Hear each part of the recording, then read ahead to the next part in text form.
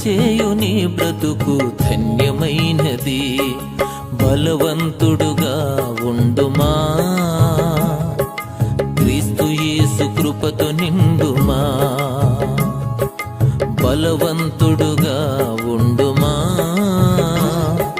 క్రీస్తు యేసు కృపతో నిండుమా.